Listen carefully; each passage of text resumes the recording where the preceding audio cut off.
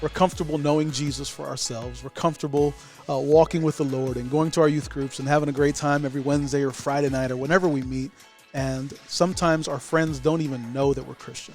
How's it going, ISM family? My name is Zach, and this is the ISM Show, our show where we have conversations with students and leaders about leading ourselves, leading others, giving to missions, and living on mission. And on the day that we're posting this episode, we are officially less than 2 weeks away from Momentum 2021. I'm so excited to hear from Pastor Brandon Cormier, Pastor John Zick, and Pastor Nelson Vargas. I'm excited for the concert with El Val and Gavi. And most importantly, I'm excited to see the faces of the ISM family and to hang out with you guys.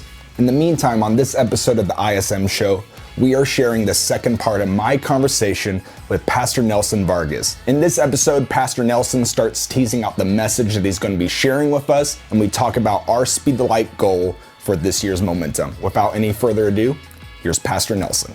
Well, I've been a pastor for a long time now, and I got to say, people treat pastors well, at least in Chicago. I don't know in Texas as well. I don't know other parts of the world, but there's no shortage of love. We get invited to everything, almost too much, right? It's like, it's too many things right on my calendar, so I can't do that. Every birthday, every football game. We're like, I'm just going to wave. I got good at graduations. I don't know if I should share this little youth pastor tidbit, especially to the big graduations where it's like stadium. You just show up in the parking lot afterwards with flowers because they can't see you anyway. But did you hear me clapping? When they said your name, I was the clapper.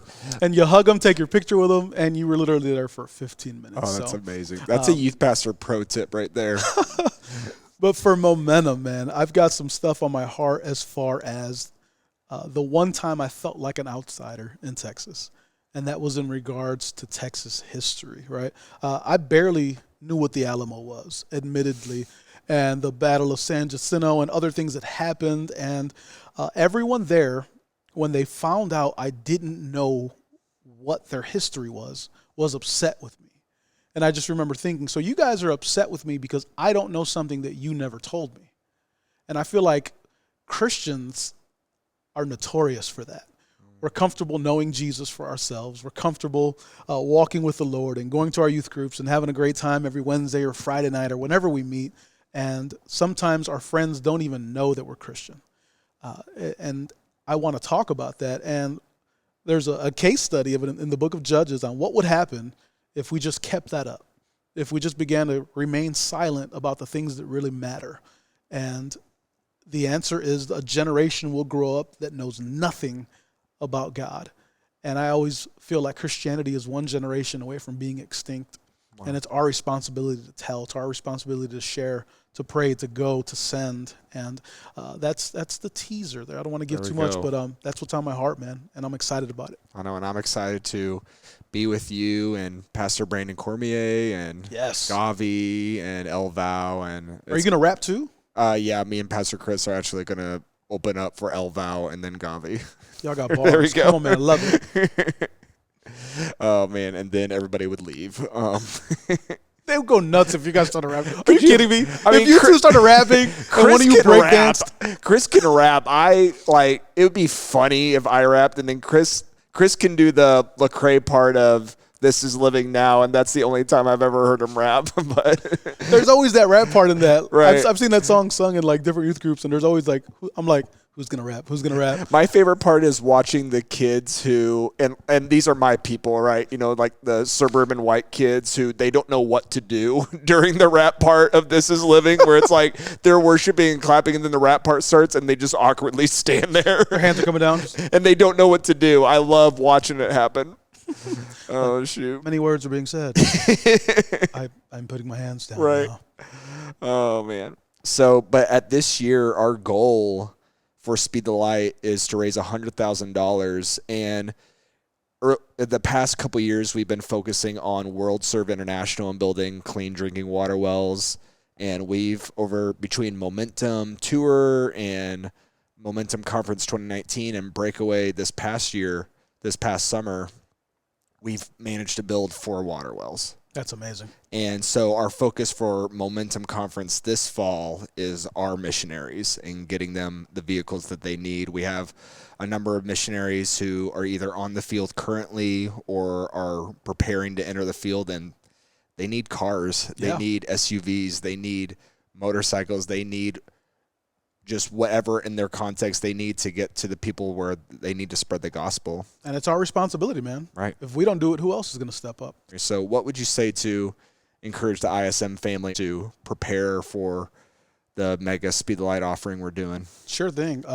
Right off the bat, I feel like every youth ministry has that one or two kids that are rock stars, right? Where they're the ones that raise all the money. And I kind of feel like sometimes everyone leaves it up to them and, we'll turn in this big check and we'll all celebrate like we did it. But everyone knows like, that was Lisa, bro. Like she's the only one that worked hard. She's the only one that killed it. Right. So this message is for them. This is for everyone. And I feel like we all can do something. And I would warn that God expects a return on his investment. He's given every single person a talent, whether that's singing, whether that's running. I mean, you can raise money doing anything. I was watching some folks at Pastor Joey's church who raised a ton of money for eating chicken nuggets. Bro, you can do anything to raise money. It's just about throwing it out there on social media. And here's the thing. People are dying to give to a good cause, right? People want to hang on to their money. People are cautious. But when you can break someone's heart for a cause, they're just looking for a reason to give. So just give them a reason. Give them something to aim at, whether that's drawing something, whether that's going for a walk, whether that's longboarding, who are the guys that longboard? Yeah. So Austin, Jonathan, Isham, and Christian, they're 4 guys. The past 2 years, they've done 2 different longboard fundraisers across the Quad Cities. And they've raised over the course of both years, they've raised over 6,000. Come on. And I remember, I can't remember the kid's name, shooting free throws. He's like, Josh Heinzman. Come on. Josh is like, I'm going to get buckets for Jesus. He's like, anything you can do, just film it. It could be the most ridiculous thing.